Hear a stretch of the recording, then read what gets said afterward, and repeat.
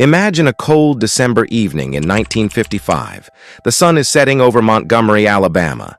A tired seamstress named Rosa Parks boards a city bus. She isn't looking to start a revolution, she just wants to go home. But when a white man demands her seat and she utters one simple word, "No," the gears of history begin to grind. At that moment, a 26-year-old preacher, relatively unknown and new to the city, is thrust into the spotlight.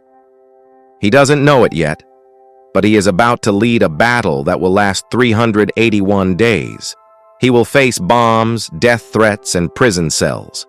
This is not just a story about a bus. It is the story of how Martin Luther King Jr. taught a nation that protest could be a form of love, and how 381 days of walking could eventually break the back of segregation. To understand the weight of these 381 days, we have to understand the world of 1955. In the American South, Jim Crow wasn't just a set of laws, it was a cage.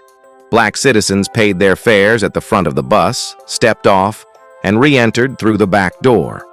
They were forced to stand so white passengers could sit. It was a daily ritual of humiliation. When Rosa Parks was arrested, the community reached a breaking point. The Montgomery Improvement Association was formed, and they needed a leader, someone with a voice that could reach the heavens but stay grounded in the streets. They chose Dr. Martin Luther King Jr. In his first speech at Holt Street Baptist Church, he told a packed, sweating crowd, "There comes a time when people get tired of being trampled over by the iron feet of oppression." The boycott had begun. The plan was simple but devastating. No black citizen would ride the buses until the laws changed. Montgomery's bus system relied on black riders for 75% of its revenue. Suddenly, the buses were empty ghost ships rolling through the streets. But how do people get to work? They walked. They carpooled in rolling churches. Elderly women walked miles in the rain. When asked if she was tired, one woman, Mother Pollard, famously said, "My feet is tired, but my soul is rested." This was the true strength of the 381 days, not just the leadership of King, but the iron will of thousands of ordinary people who decided that their dignity was worth more than a bus ride. As the boycott stretched from weeks into months, the opposition turned violent. Dr. King's home was bombed while his wife Coretta and their newborn baby were inside. A furious crowd gathered outside his house, armed and ready for revenge. This was the defining moment for MLK. He stood on his porch and did the unthinkable. He told the crowd to put away their guns. He introduced America to a new weapon, nonviolent resistance, drawing from the teachings of Jesus and the strategy of Mahatma Gandhi. He proved that unearned suffering is redemptive. He showed that by refusing to strike back, the oppressed could reveal the moral bankruptcy of the oppressor. The city tried everything to break the boycott. They arrested King. They harassed carpool drivers. They pressured insurance companies to cancel policies on black-owned cars. But the marchers kept walking. Finally, after 381 days, the battle moved from the streets to the highest court in the land. On November 13, 1956, the U.S. Supreme Court ruled that segregation on public buses was unconstitutional. On December 21st, Dr. King and other leaders boarded a public bus and sat wherever they pleased.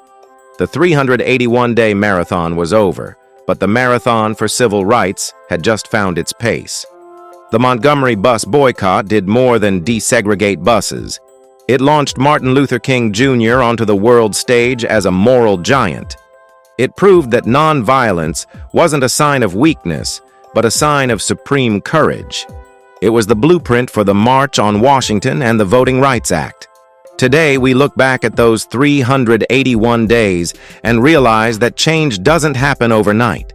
It happens through the persistence of people who are willing to walk until the world catches up to them. Dr. King taught us that the arc of the moral universe is long, but it bends toward justice, if only we have the courage to keep moving. Martin Luther King Jr. started with a small local boycott and ended up changing the conscience of the world. His 381-day journey is a reminder that even the longest journey starts with a single step, or in this case, a refusal to stand up. The battle wasn't just on the streets, it was in the mind. The city of Montgomery tried to use the law as a psychological weapon. They dusted off an old 1921 anti-boycott statute to indict Dr. King and 88 other leaders.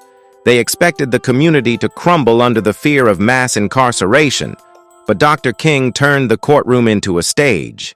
Instead of hiding, the leaders walked into the courthouse with their heads held high, wearing their best clothes, treating their arrests as badges of honor.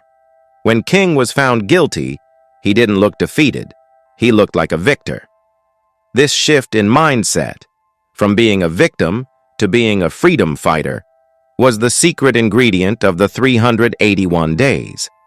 It stripped the city of its power to intimidate. While Dr. King was the voice, the backbone of the boycott was the Women's Political Council, WPC.